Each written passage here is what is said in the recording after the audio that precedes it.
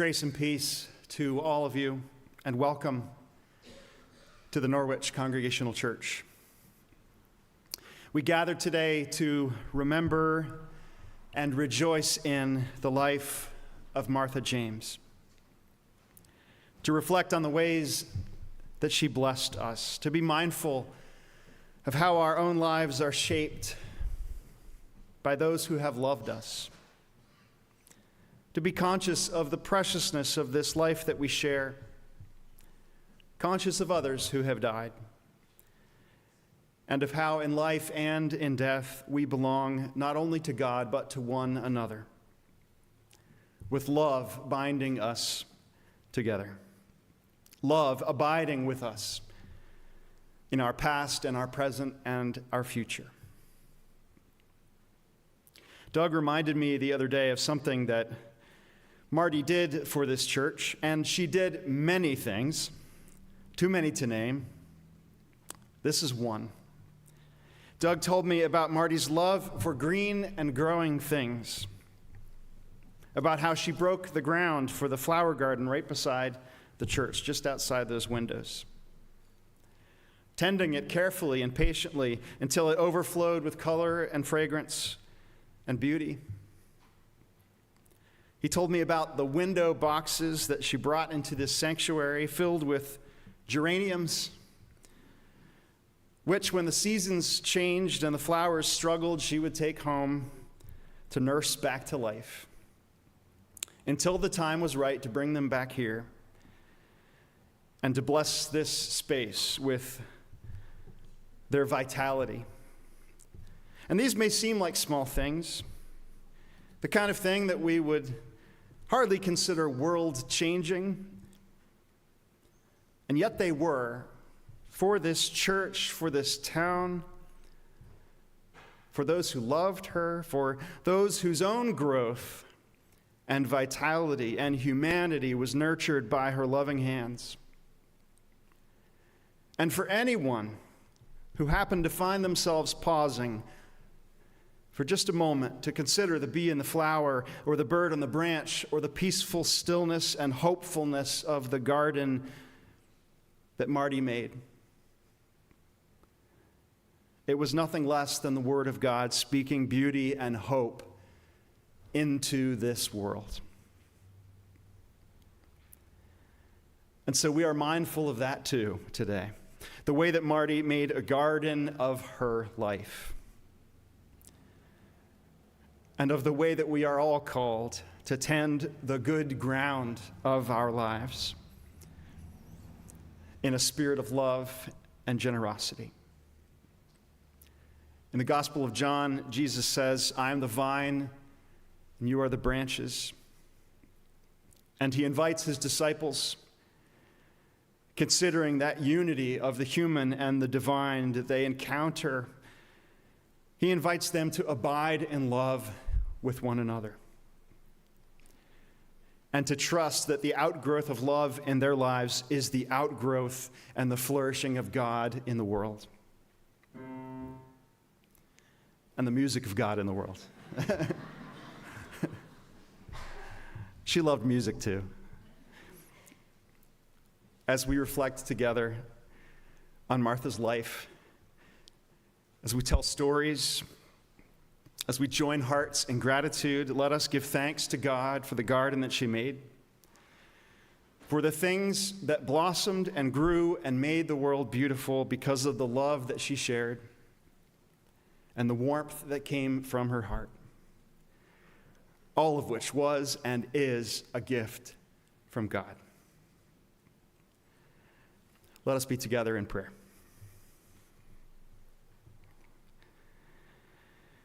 God, bless us today with your loving light. Let it come flooding into this place, into our hearts, into the weariness of our spirits, to give us strength and joy.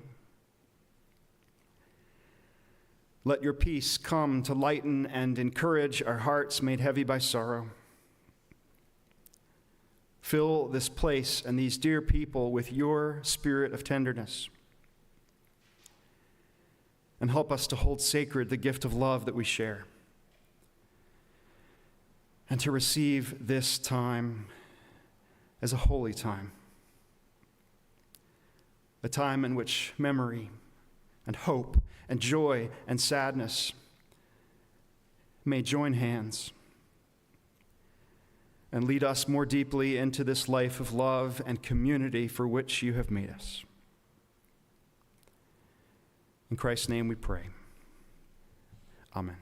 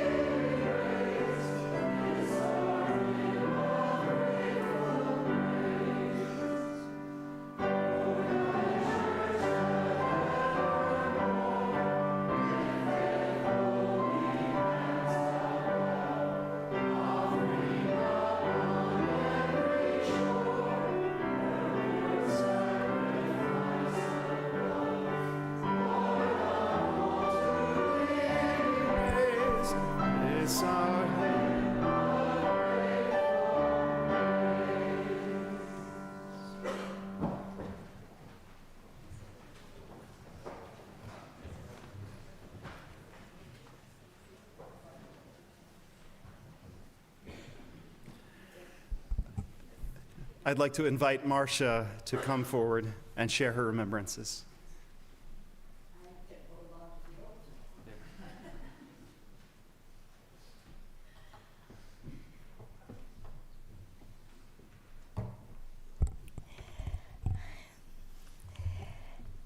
I want you to know that she was so proud of all of you.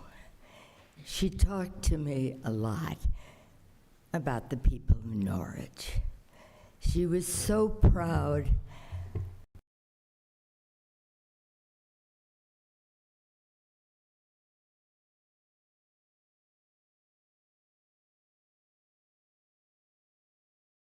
of everything.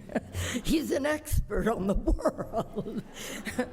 Said a little bit jealously, since she was making dinner the whole time. Born in Westerville, Ohio, Martha had a kind of a lonely childhood. No siblings. Her brother had died, and so she learned to fill it immediately with people of all ages. She was friends with all kinds of people, which gave her a lot of insight. And she learned, I think, basically from her mother to love nature. With Martha, I learned to love nature. When I met her in college and asked her what she did in the summer, she said she went to a tripping camp. Canoe trips? I've always wanted to go on canoe trips. We went on wonderful trips, 2 weeks. Nobody else. Didn't pass a soul. Took 6, 8 girls with us. Yeah, we had a guide because we didn't know all the lakes and all the ways. But we had a wonderful time. And Martha, who loved nature, taught me everything. We would go to the edge of the lake, and suddenly out would come the most horrendous sound. It was the call of a loon. And we would wait a few minutes, and then from some distance, it would come back. They answered her. Yes, indeed, they answered her. Martha made her life so full of beauty, of nature. She was sorry not to have had siblings. She peopled the world. Here are only some of them in the first couple of rows. And these people and Doug were her dear friends, people that she enjoyed all of life with. And she enjoyed all of you. She filled her life like an expert. She did everything well, everything well. You can't think of anything that she didn't do well. Camping, she knew how to build fires, how to find her way, how not to get lost, how to be covered when it rained, how to protect the little kids who were with us. She was fantastic, really fantastic.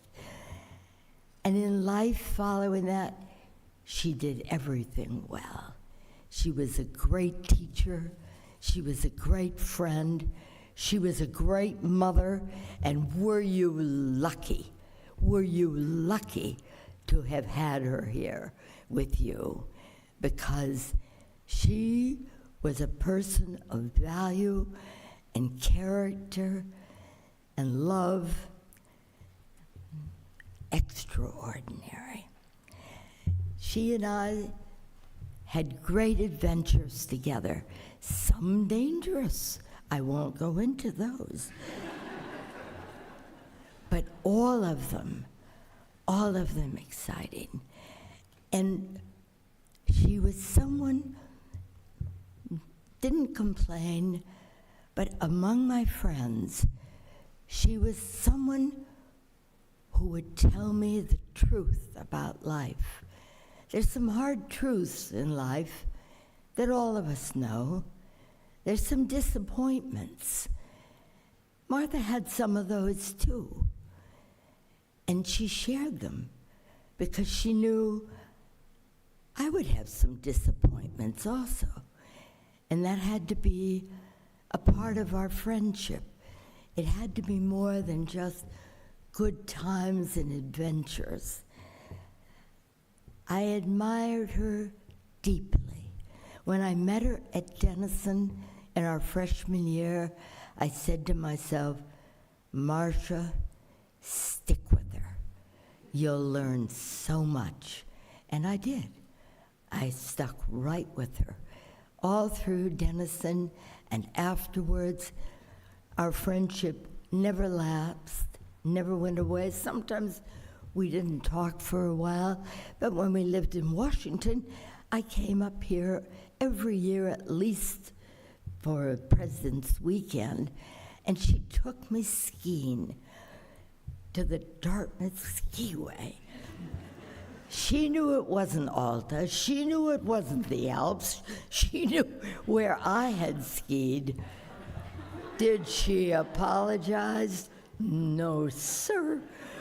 We zoomed down that little skiway 50 times in one day. And my children zoomed down after.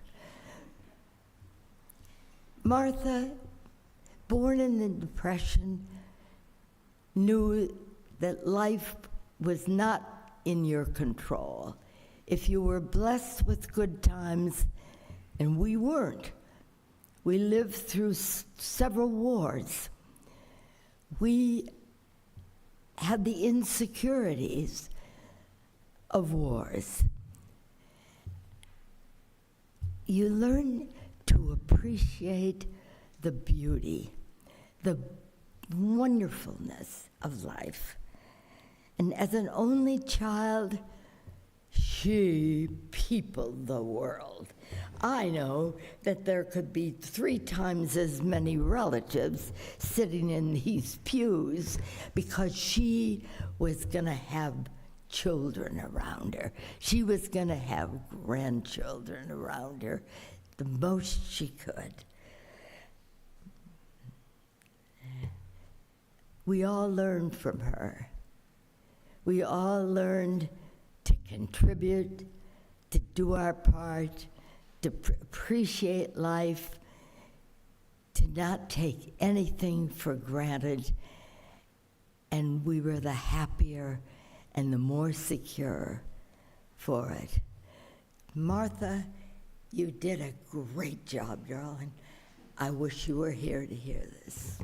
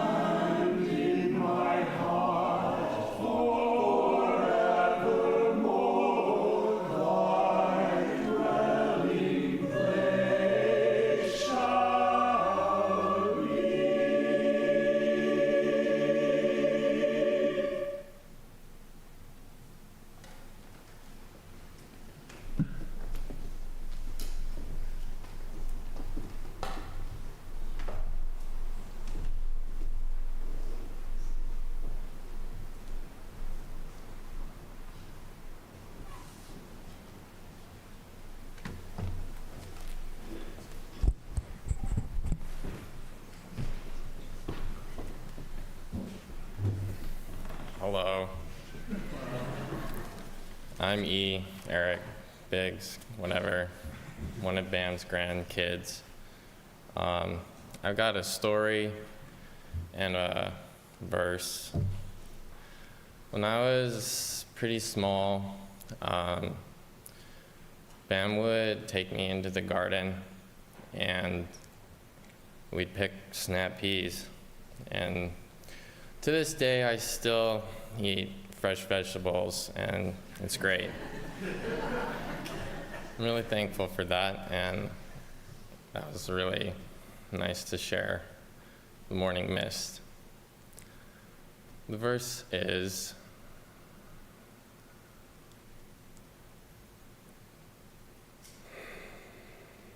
our lives are not our own. From womb to tomb, we are bound to others, past and present. And by each crime and every kindness, we birth our future.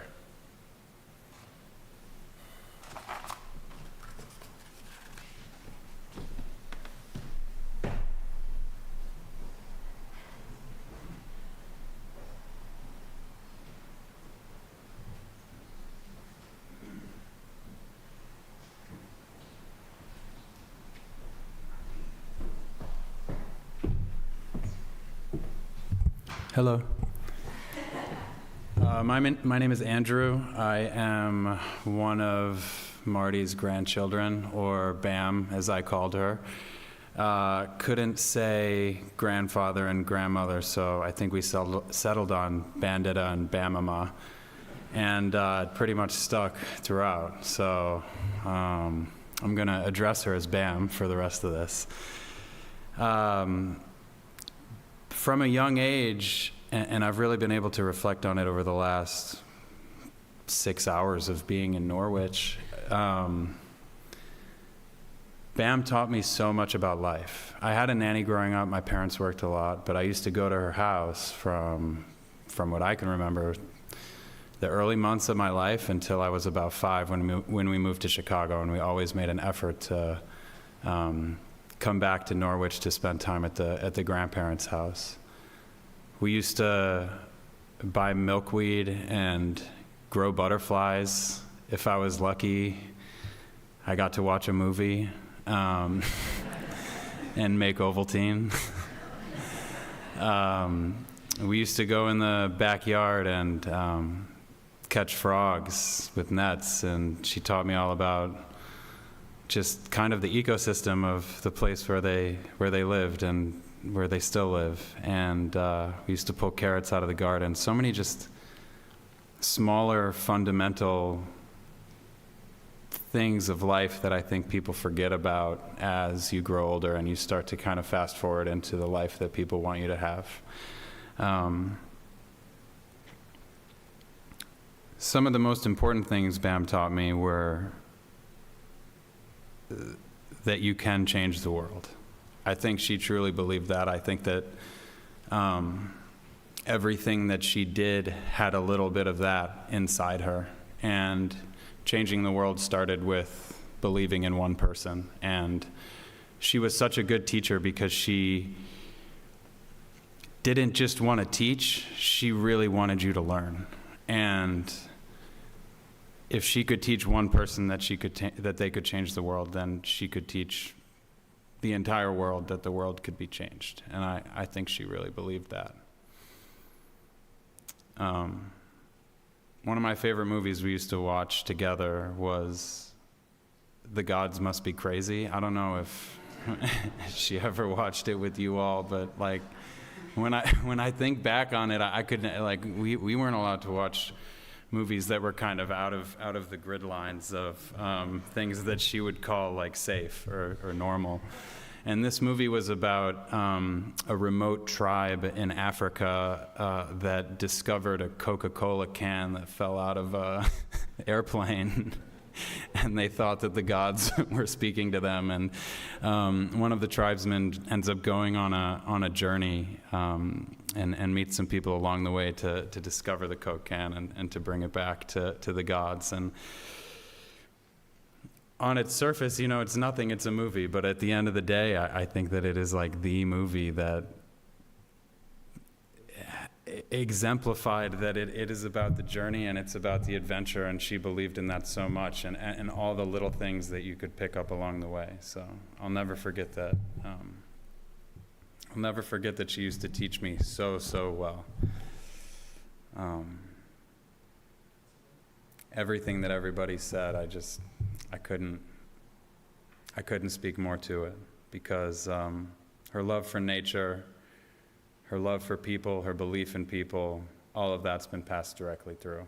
And I believe that she'll continue to remind us when we forget sometimes. So I'd like to read a poem as well. It's called The Journey by Mary Oliver. It's one of my favorites. One day you finally knew what you had to do and began, though the voices around you kept shouting their bad advice, though the whole house began to tremble and you felt the old rug at your ankles. Mend my life, each voice cried. But you didn't stop. You knew what you had to do. Though the wind pried with its stiff fingers at the very foundations, through their melancholy was terrible. It was already late enough and a wild night, and the road full of fallen branches and stones. But little by little, you left their voices behind. The stars began to burn through the sheets of clouds, and there was a new voice, which you slowly recognized as your own, that kept you company as you strode deeper and deeper into the world, determined to do the only thing you could do, determined to save the only life you could save. Thanks.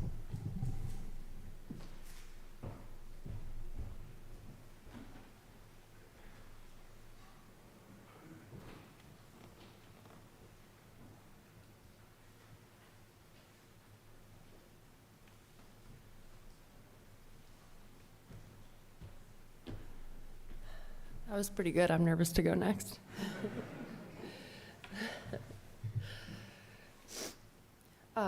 My name's Sophia. I'm one of the 2 granddaughters, one of the 5 grandchildren. And I just wanted to come up, and I wanted to talk about, what BAM did for me as a child and even now as an adult, and why my fondest childhood memories are all with her, all in this place, in this town, specifically in the backyard out by the pond. Sorry. It was just so lovely. We spent hours, looking for monarch caterpillars, out again by the pond, tapping for maple syrup. The memories are extensive, but we would come out and visit from Chicago, and after about a week, I would kick and scream and beg to stay, and my parents would let me. So I would stay another 2 weeks, and BAM was just the most loving, emotionally intuitive, strong, honest, vulnerable woman. And I think about it every day. I think about her every day still. I think that she provided for me so many things that I needed as a child, and it makes me who I am today. And I just hope to be half the person she is, half the community member she is. There are things that she valued that now as an adult I think about and I value as well, and I implement into my life. Things that I never thought I would, like church, which is great. And honestly, I do. So she lives within me, and I think about her, and it will always be that way. She played a huge role in raising me, and I'm just so grateful for that. I love her so much. So, yeah, thank you.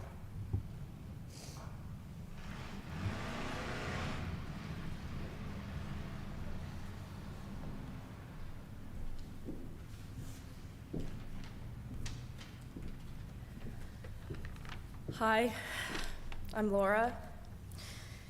I'm the youngest of BAM's 2 granddaughters.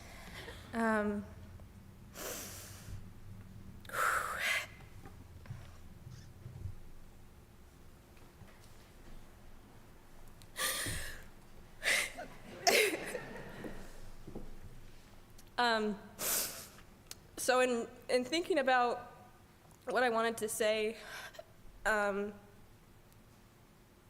been thinking about if we really ever know the people that we love. From Marcia and everyone else here, she was Martha and Marty, but to all of us, she was just Bam. And I want to add a really particular piece to that puzzle of who she was, because it was very special to me,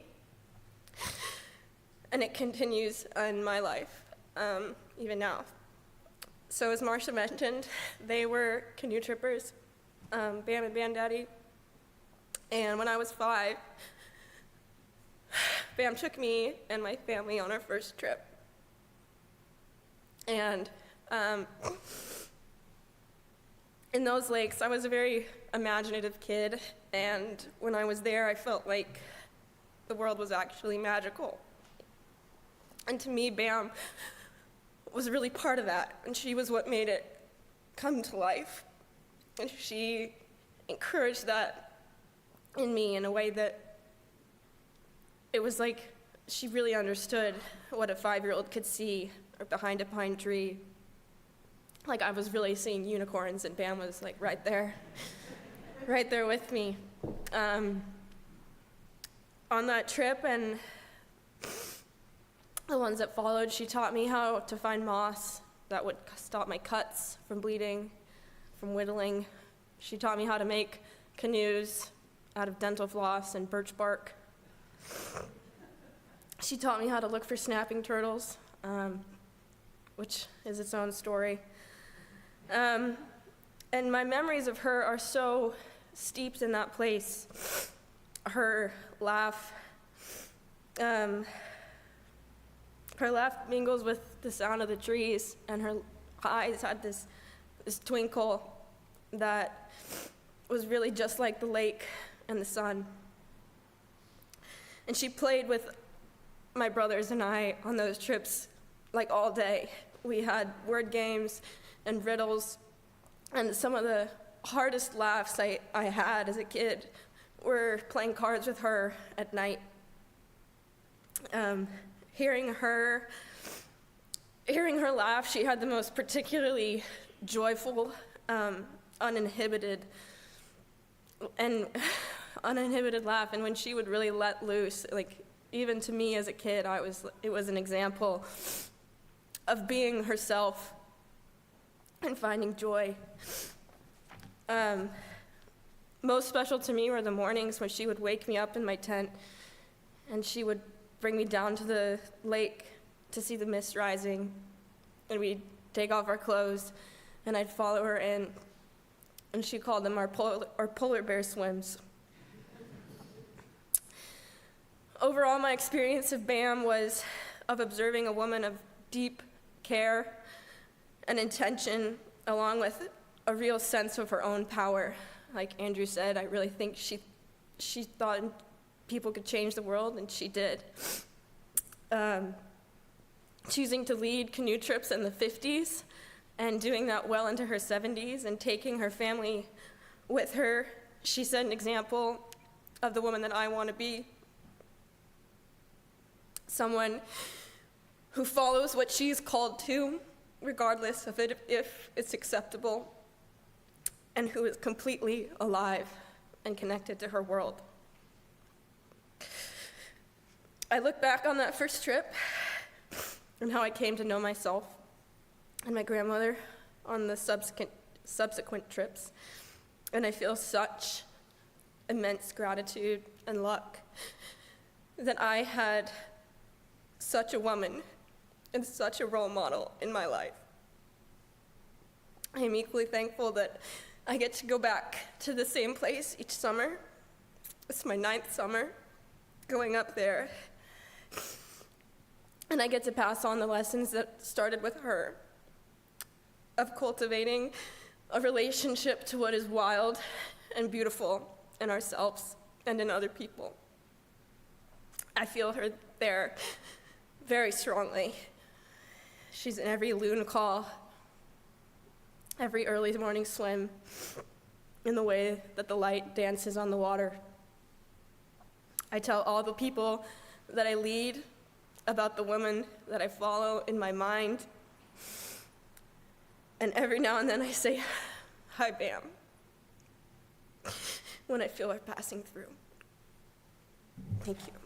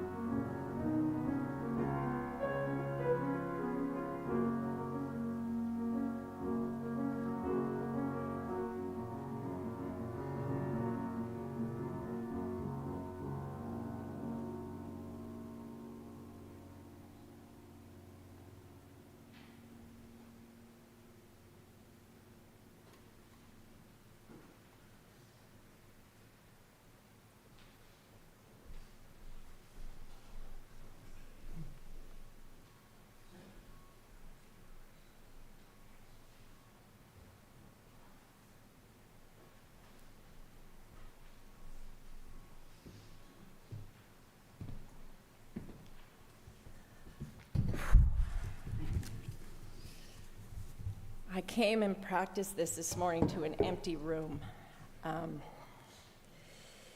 It's about 10 minutes, which is 0.15 seconds for every year. And there may be some pauses, but I'll try to get through it. I've written a letter to my mom, but it includes a wider audience. So I'll just get started. Hi, Mom. The night you took off for parts unknown, the departure took all of us by surprise, including you. But when the moment of action arrived and the next phase of this mysterious journey was in front of you, you stepped up and took off with characteristic aplomb. The time had come to leap, and leap you did. The night was clear and cold. Tom and I walked outside to make sure the world could still be there without you in it, and let the cold night air soothe our numb senses. It was midnight, and as we walked up the road under the bare branches of November, the stars shone really brightly through that lattice work, and we remembered all of the steps that you took so many thousands of times up Maple Hill Road to Union Village and back. Several times since that night, I have walked into a room in our house or been meditating on some aspect of your memory, and all of a sudden I can sense you just behind me. I recognize a lively energy and eagerness to find some laughter and share a lightness of being that I recognize as yours. Of course, you were not all fun and games. Woe to the kid, yours or not, who happened to transgress a cardinal rule like safety or consideration for others. I can still vividly remember you chewing out some hapless kid who had skied recklessly into the T-bar line at the skiway, thanking my lucky stars that I was not on the receiving end, hoping no one would connect me to you.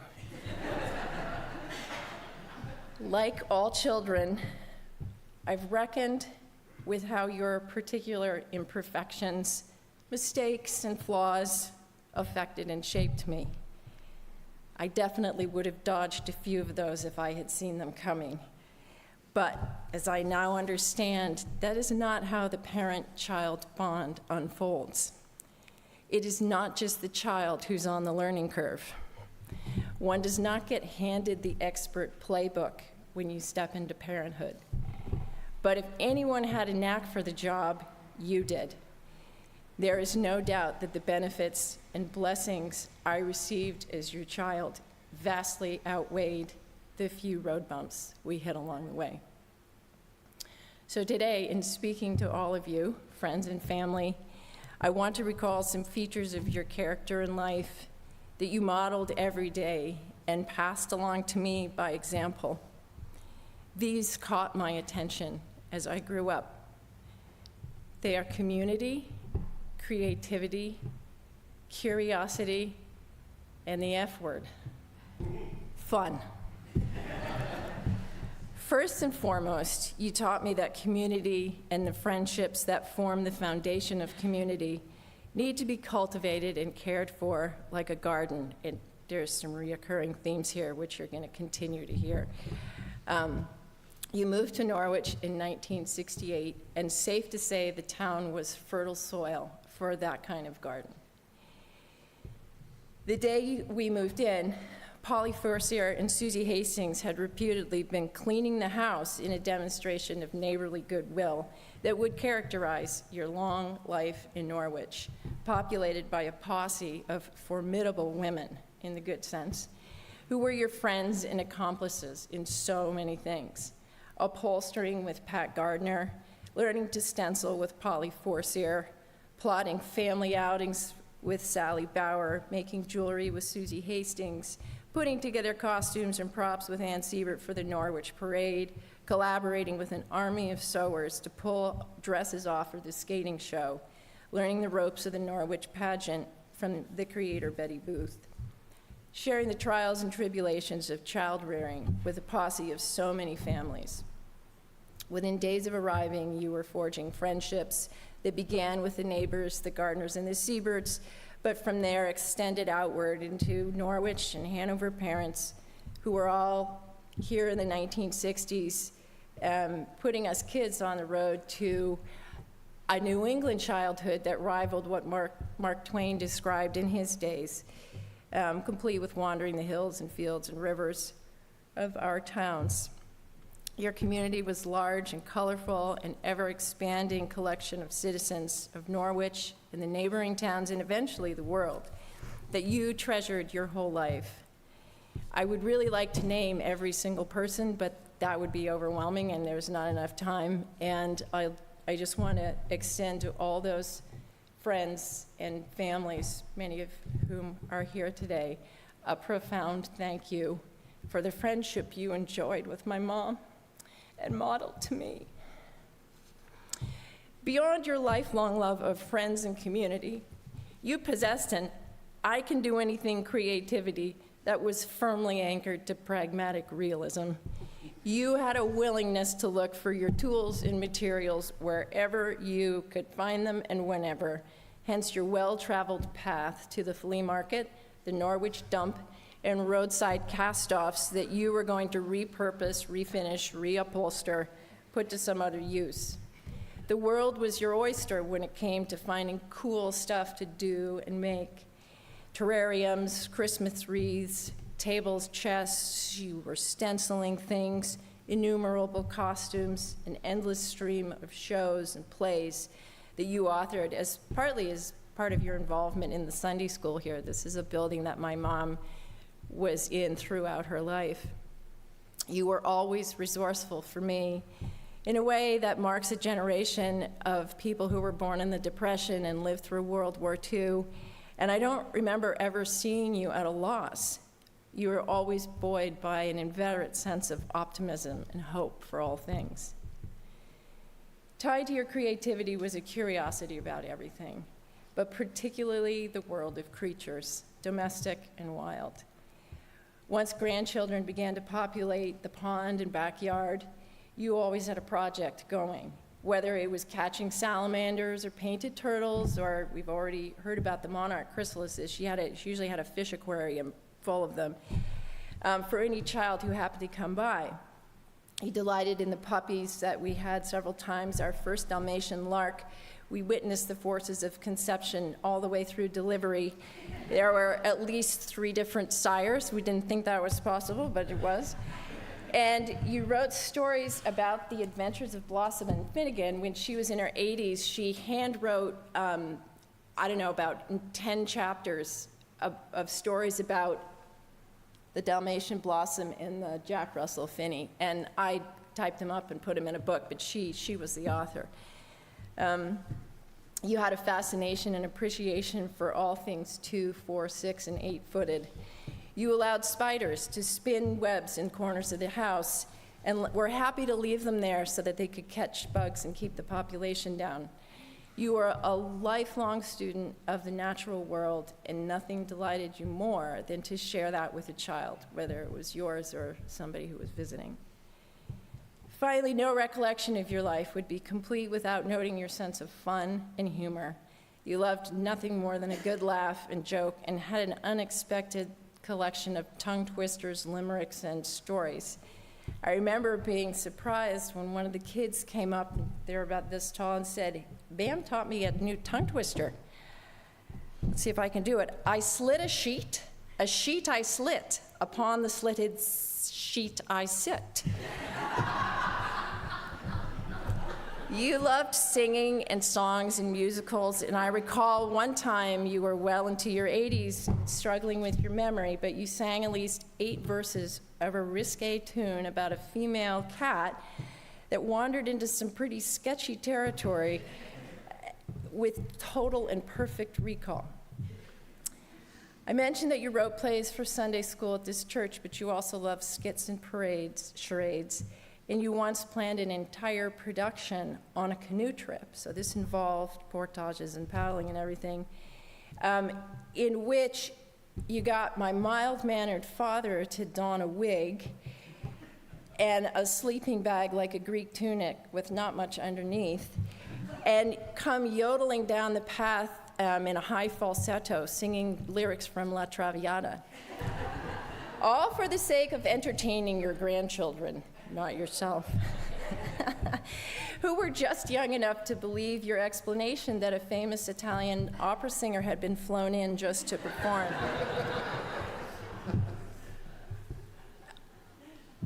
You were so many things to so many people. To me, you were more than just a mother, but you were also my mother. And I'll end this by reading a dedication that I'm making to my mom. It's penned by Irma Bombeck, who was a humorist who wrote in the 60s and 70s, and my mom really liked her. She wrote a book called If Life is a Bowl of Cherries, What Am I Doing in the Pits? And this excerpt is called When God Created Mothers.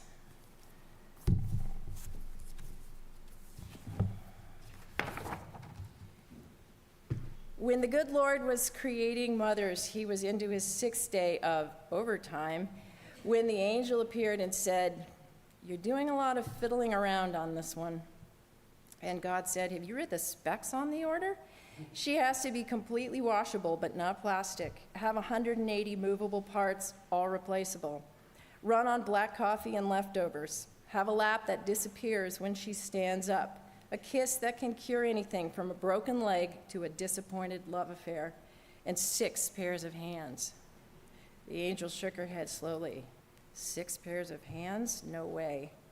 "It's not the hands that are causing me problems," God remarked. "It's the 3 pairs of eyes mothers have to have." "That's on the standard model?"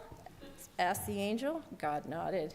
"1 pair that sees through closed doors when she asks, 'What are you kids doing in there?' when she already knows.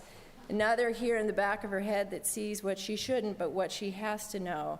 And of course, the ones here in front that can look at a child when he goofs up and says, 'I understand and love you,' without so much as uttering a word." "God," said the angel, touching his sleeve gently, "get some rest." "I can't," said God. "I'm so close to creating something so close to myself. Already I have one who heals herself when she is sick, can feed a family of 6 on 1 pound of hamburger, and get a 9-year-old to stand under a shower." The angel circled the mother slowly. "It's too soft," she sighed. "But tough," said God excitedly. "You can imagine what this mother can do or endure. Can it think?" "Not only can it think, it can reason and compromise," said the Creator. Finally, the angel bent over and ran her finger across the cheek. "There's a leak," she pronounced. "I told you you were trying to put too much into this model." "It's not a leak," said the Lord. "It's a tear." "What's it for?" "It's for joy, sadness, disappointment, pain, loneliness, and pride." "You're a genius," said the angel. Somberly, God said, "I didn't put it there." Thank you.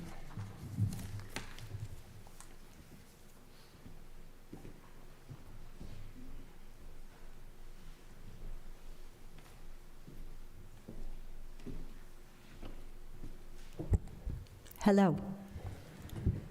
I'm Sally. Thank you so much for gathering today to celebrate my mother, Martha James, also known as Marty. Mom was at heart a cheerful, energetic, deeply caring person. Her warm friendliness drew people to her. Helping others brought her joy and fed her soul.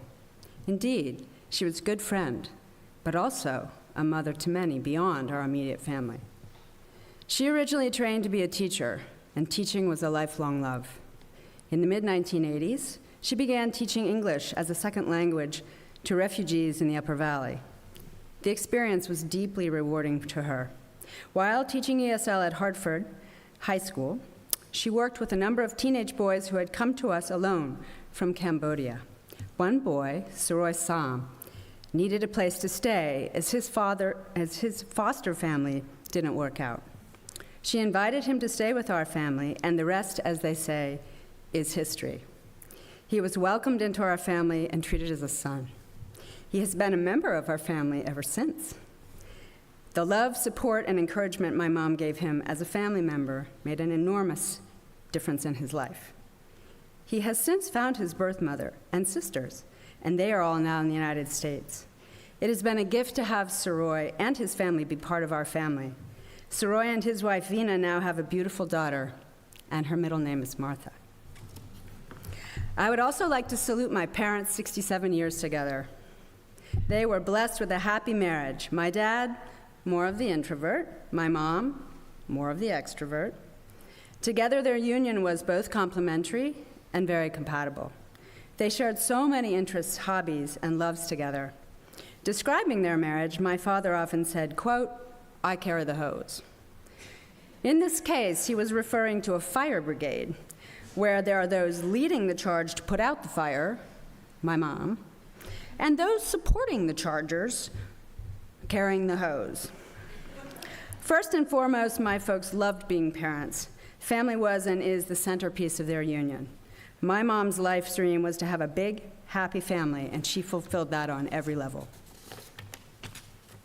There was a lot of laughter at our house growing up, as people have heard. The giggles, antics, affection fill all my childhood memories. We would get into such fits of laughter at dinner that my parents would order us to all go outside and run around the house 10 times just to settle down. But no one loved a good laugh like my mom. And as mentioned, she was a prankster. One April Fool's, unbeknownst to us, she put Vaseline on all the toilet seats. You can imagine the uproar on April Fool's morning. Another example was she had a very strict rule about not sleeping in. And she didn't want anyone to sleep in past 9. But my brother Tom notoriously pushed the limit on this rule.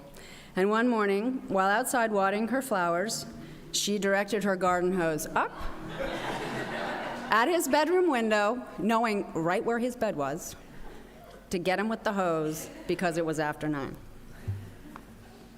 She and I were very close. I mean, both growing up and also in adulthood. And as we aged, we became best of friends. We biked and swam and skied and hiked and traveled and gardened, and we cooked a lot together, especially for family gatherings. We were often in the kitchen being short order cooks. But I remember when she turned 80, I asked her if she wanted to party, and she didn't. She wanted to Nordic ski the loop at Green Woodlands, which anybody who knows this loop, it's quite a formidable loop, especially at 80. But off we went, and she did it with no problem and a twinkle in her eye. Being outside, as we have mentioned, was one of her greatest loves, and I'm so blessed to have had so many wonderful memories of time with her. Lastly, I'd just like to touch on the fact that my mom was a very deeply spiritual person. And so I'd like to end with a quote that she always carried with her.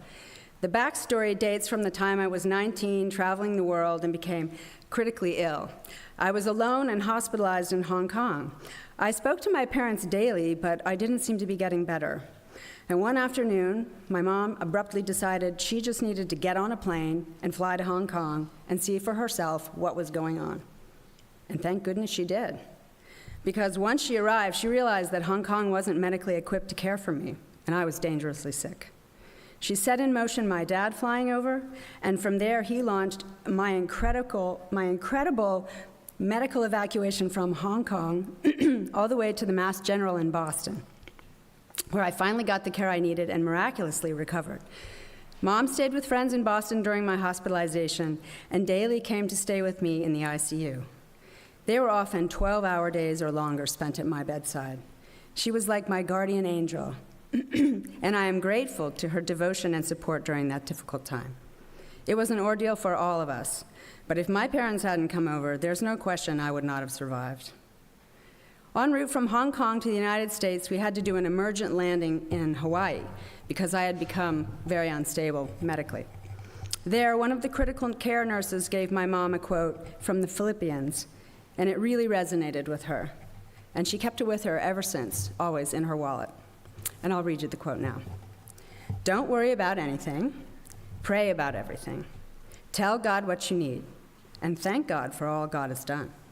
Then you will experience God's peace, which is beyond anything we can understand. God's peace will guard your heart and your mind. To conclude, my mom lived such an admirable life on so many levels as a wife, mother, community member, friend, and inspiration. May her joyful kindness live on in all of us. Thank you.